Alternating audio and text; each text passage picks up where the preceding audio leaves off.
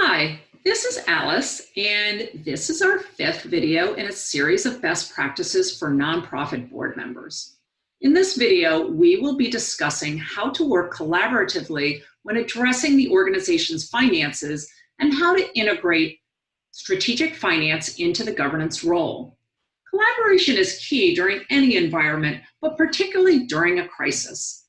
The goal is to know how much risk your organization can tolerate and offer guidance to staff as they bring forward their analyses and recommendations. In terms of integrating strategic finance into the governance role, we offer these key question areas for board members to consider and think about. They can help you to become more of a thought partner to staff in any board conversation about finance. You will notice the two categories introduced in the previous video. Business model with questions revolving around revenue, expenses, and any significant changes in either. And capital structure with questions about cash and cash flow, debt, reserves, and other longer-term balance sheet needs. One of the ways board members can work collaboratively with staff to address financial concerns is to ask questions, perhaps similar to those on the slide, with an understanding of the organization's context, culture, and situation. Be aware that these may be questions you ask in advance of any meeting so that staff has time to think about, research, and prepare the possible responses. Also, understand what's relevant to the organization and its priorities. Some of these inquiries will take precious staff time and energy to answer. Note that a lot of these questions are about assessing risk, opportunity, and short and long-term needs, and their answers should help with decision-making.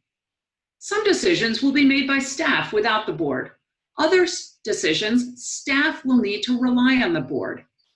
These questions can also be helpful in contributing to a communication strategy for discussions with funders, debtors, creditors, staff, and the community. In times of crisis, it's important to think about the organization, how it will convey its financial situation to others.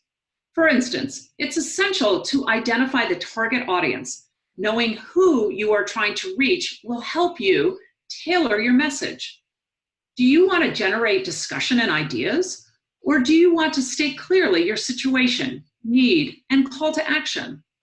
Please note that it's not your job to come up with a communications plan, but it is important as board members to weigh in and be aware of how the organization is positioning itself as an ambassador to the community.